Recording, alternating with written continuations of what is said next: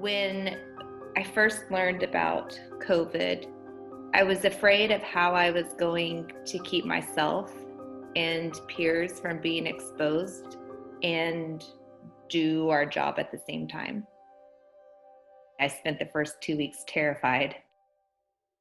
I remember I walked into the room and he's sedated on a ventilator, and I turned down his sedation and he looks at me, and I realized that this man has been in ICU this was week 2 at the time, without family, without friends, and half sedated, and people are entering in these blow up suits where he can't see our faces very well.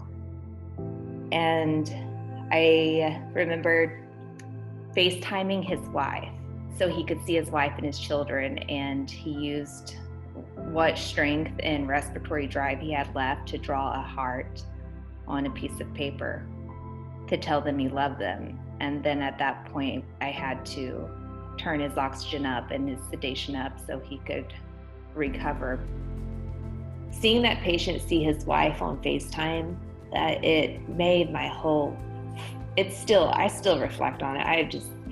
It was profound that he was able to see his wife, and the setting was horrible, but anything that I could do to make him feel love enough to draw a heart, that took all the fear away that I had.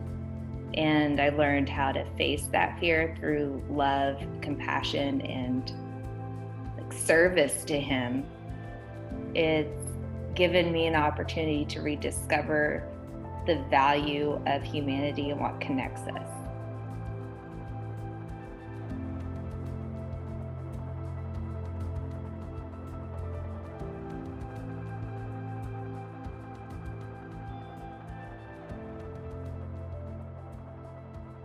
My hands were shaking uncontrollably that day on March 14, 2021. I vividly remember it to this day.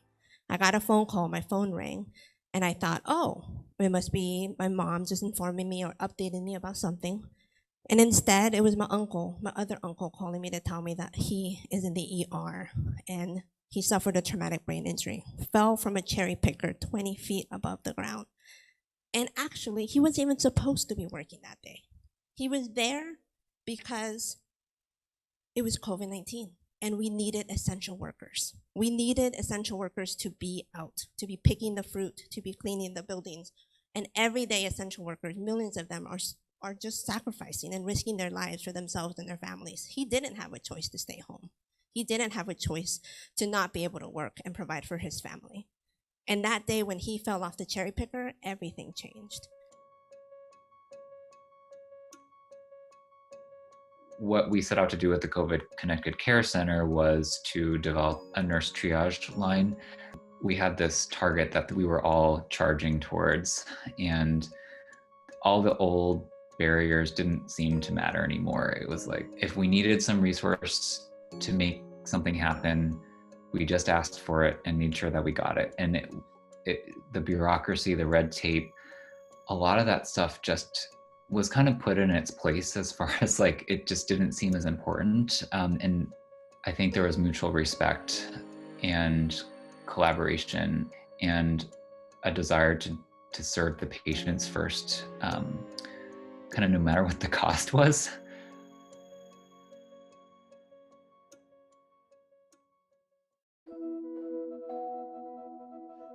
Acute phase reactant. Rise, rise, rise to the call. Be a part of meeting, committee, response. Create solutions. Wrangle the troops. Be the troops. Climb to the pinnacle until there is nowhere to go except plummet into the chronic course without an end. Optimism crawling on its hands and knees, far from the red hot center.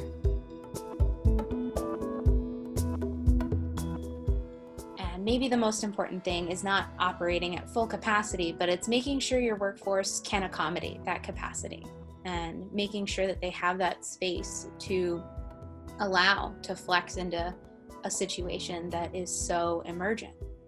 And I feel like we don't make that space. We just expect people to stretch themselves. And I want people to learn how to stop short of that total burnout. And I want this like sensation of being able to maybe take a break, take a second, catch, some time, restore yourself, kind of fill up on whatever it is that makes you able to do this.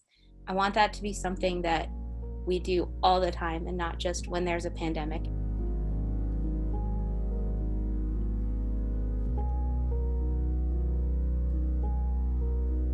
I'm gonna forget the name of the woman who said it, but she's talking about the pandemic and the idea of the word apocalypse, which we usually think of meaning like horrible disaster, but really like the roots of it mean like uncovering. And I just think that is the perfect word for what is happening right now. We're all uncovering our own anxieties, we're uncovering cracks in society, cracks in the healthcare system. So I hope that as things progress that we're able to then sort of step back and then look at, oh yeah, what were all those cracks that were exposed? And how do we go about dealing with them?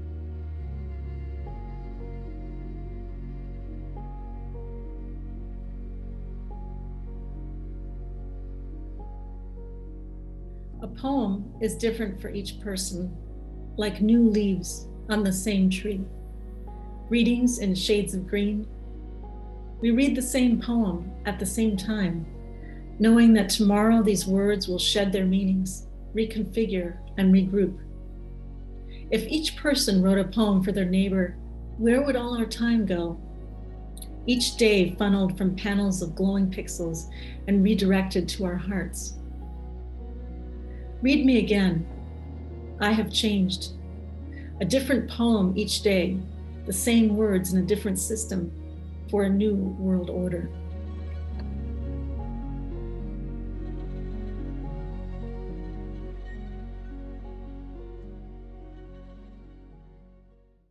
I look on, my friends posting things on Facebook about how they're struggling with mental health and other things because of the pandemic. And part of me is cynical, is like, well, try being in prison. But also a part of me is like, yeah, you're experiencing a form of prison for the first time. And we are not meant for that. We're not designed to be like this, isolated from one another. We need connection and community. And, that's one thing that the pandemic is taking from us a little bit, or doing its best to.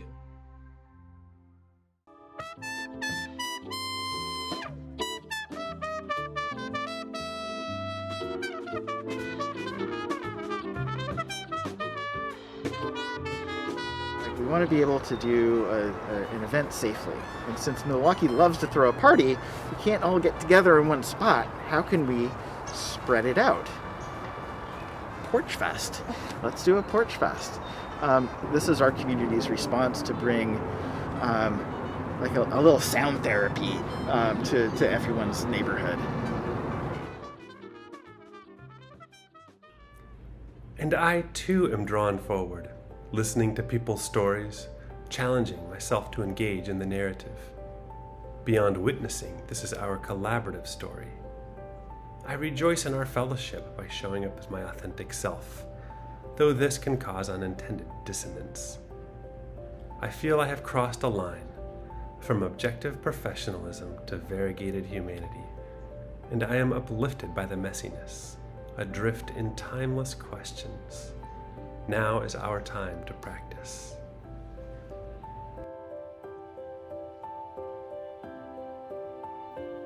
When COVID happened, it changed everything. It shifted everything in all of our worlds and, shook the ground underneath us, and I think it woke us up. And so when that happened, it kind of opened my eyes, and I realized that, I don't have to be a bartender forever. I'm not stuck here, and just because I've been doing this for 13 years doesn't mean I have to do it for another 13 years.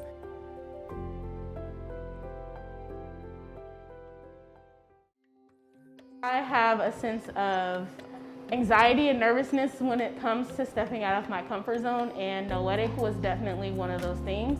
But with the help of just family and friends and local supporters telling me to keep going and to keep pushing has definitely been the biggest lesson during the pandemic.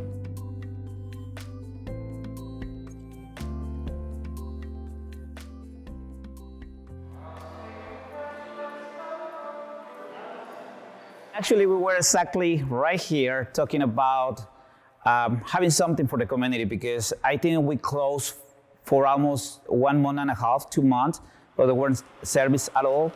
And then I told Father Day, the priest, said, what about if we have the first service online? And he hesitated a little bit at the beginning. We're like, oh, I don't know about it. And I say, but we don't have the technology, we don't have this, we don't have that, so we have to get ready. And I was like, okay, you say yes, and I take care of everything.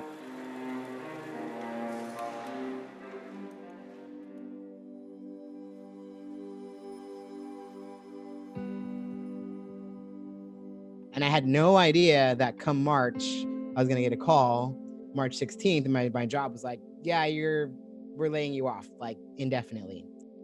I actually got the call, hung up, and like ran outside and was like, hallelujah. Like, I was so excited because I knew that no matter what was about to happen, that it wasn't gonna be what I was doing before, and that I was gonna do everything in my power to never go back to a job where I had a boss. I wanted to be my own boss.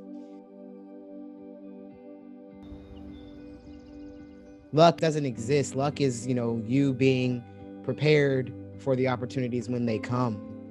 And it's like preparation and opportunity crossing over, that's luck. So yeah, it was like I took everything that music taught me and applied it to art, and then the world exploded.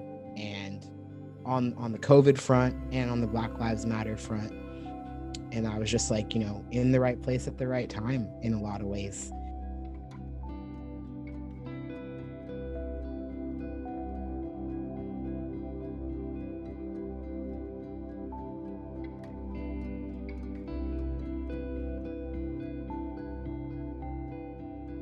We tell ourselves this pandemic will end. True, there will come a time when we can change our behavior within it, but will there really be an end? Scientists tell us that the echoes of the Big Bang are still to be heard in the cathedral stillness of the universe. We listen for them, trace them back to the moment of their birth, and discover how we came to be. How long will the echoes of this moment reverberate? Will we sustain the energy to listen and follow them back to the point when, for a millisecond, we could observe a global pandemic contained within the palm of our hand?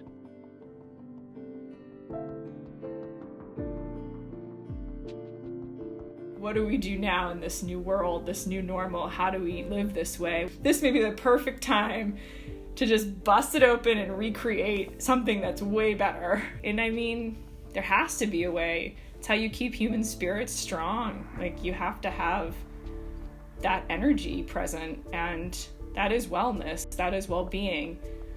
It's not just yoga or meditating or eating healthy food. It's this like deeper connection and energy of health that connects all of us, and it's like the vital force that brings us together in community and brings joy into our days.